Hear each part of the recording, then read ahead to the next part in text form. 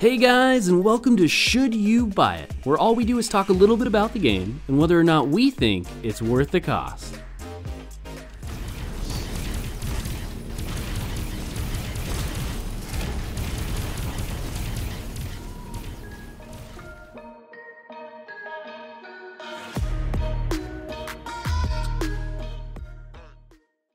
In this episode, we'll be playing Avorion, the open-world RTS sandbox spaceship building game where you must travel to the center of the galaxy in order to collect vital resources. Be careful though, as you will have to fight tons of pirates and enemy factions along the way. So the first question we always cover in these videos is what stage of development is the game in?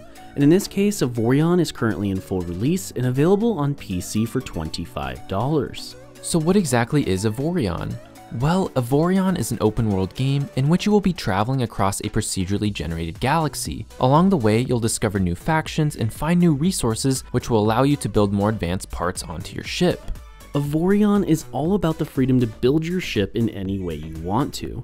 Therefore, they clearly spent a lot of time on the ship creator. The ship creator allows you to customize your ship in a number of different ways. You can add main engines, directional thrusters, omnidirectional thrusters, generators, shield generators, solar panels, armor, hangar bays, and of course all the turrets you could possibly imagine. Now the turrets in the game vary quite widely, but break down into three main functions. You have the mining lasers, the salvaging lasers, and the combat weapons. Now as far as mining and salvaging go, your main difference is going to be in the R and regular lasers. An R turret will gather the ore up and store it in your cargo bay, which you will then need to take to a refinery in order to turn it into something useful. Now since this requires you to do an extra step while getting these resources, it in exchange will give you significantly more than you would have gotten otherwise. Next up is the combat turrets. The combat turrets have a wide variety that only gets wider as you progress through the game. In the beginning, you'll mostly be locked down to chain gun turrets, but as you play the game more and more, you unlock long-range railguns, rockets, and cannon turrets. Then you have your closer to mid-range turrets that do well against shields versus just the hull. Just to add a bit more, the game throws in torpedoes and some weird turrets. Torpedoes are essentially an ammo-based weapon that allows you to launch warheads from very long distances. This can include a wide variety, such as fast and more maneuverable ones that break shields very quickly. As far as to what I would call a weird turret category, you're going to be looking at things like repairing turrets, which can be used to repair other ships in your fleet, or push and pull turrets, which will push or pull other ships closer or further from you.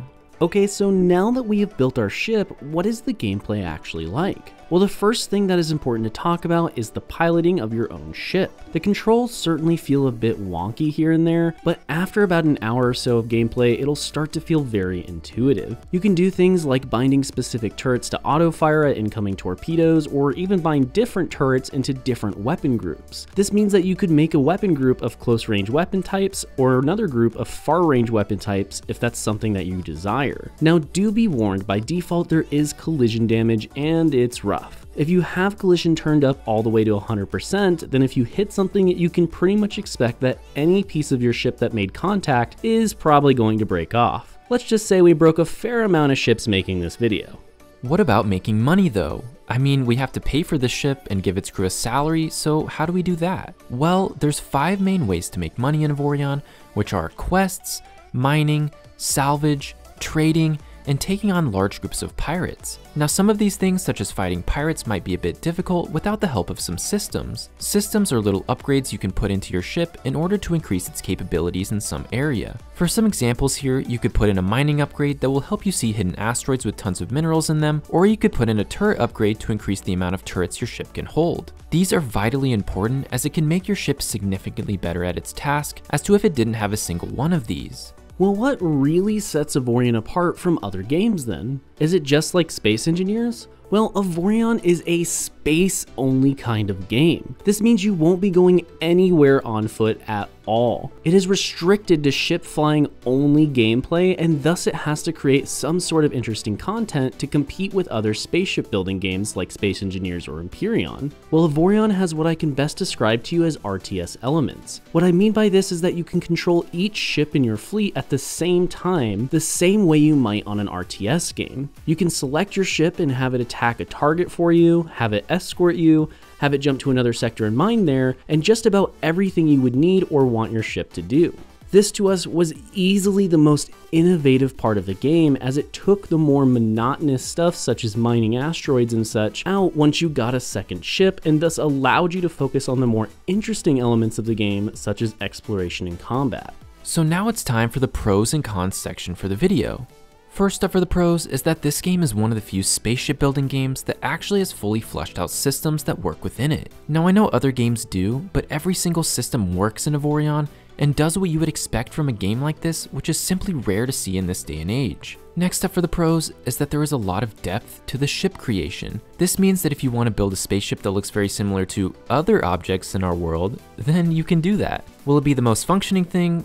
Probably not, but hey, they don't stop you from making your ship into what you want it to be. After that is that the amount of content honestly feels quite refreshing. I was genuinely surprised to find so much content in a $25 game. Granted, some of it does get a bit repetitive, but that's why you have the ship RTS part where you can send ships to do things for you. Another pro is the open world freedom. Avorion brings an Elder Scrolls level of freedom to the space game genre. This means if you want to kill your quest givers, you can. If you want to go to war with an entire faction who adores you, then you can do that too. The game doesn't force much of anything on you, and therefore the space is the limit for how you want to play. And finally for the pros is that the workshop has tons of unique ship builds that you can port right into the game. This is great, as even if you don't like building your own ships, then you can just port one into the game that looks cool off the Steam workshop. I love this, as you get to see just how creative some of the other players can be.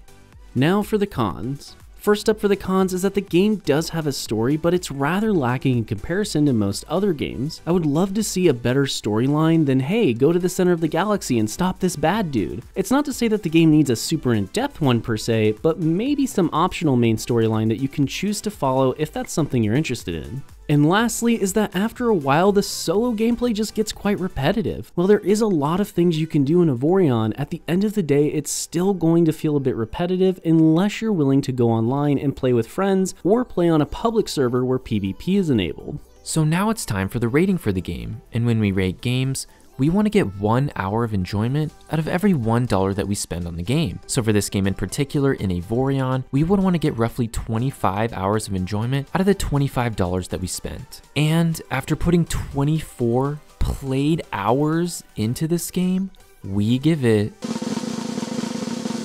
8 out of 10 potatoes. Yeah, Avorion was honestly a huge surprise to us. It knows exactly what it is, and it doesn't try to be anything else. Granted, the game could use a little bit of tweaking and polish here and there, but I would say this game is a home run when it comes to small games that deserve more credit. We had so much fun with this game, and we'll definitely play it more in the future. Now, just to be fair, you may never get your CSGO loving friends to play this, but if you enjoy space-themed games like Space Engineers or Empyrean, and even EVE Online, then we feel it is safe to say that Avorion is definitely worth the cost. Before you guys go, don't forget to smash that like button and subscribe, as we recently noticed that over 98% of our viewers are not subscribed to our channel. We put out multiple new videos every single week, and your support is what makes this all possible. If you would like to support us even further and get some cool benefits, check out our membership program, which can be found in the join button below. Otherwise, thank you so much for watching, and we will see you next time.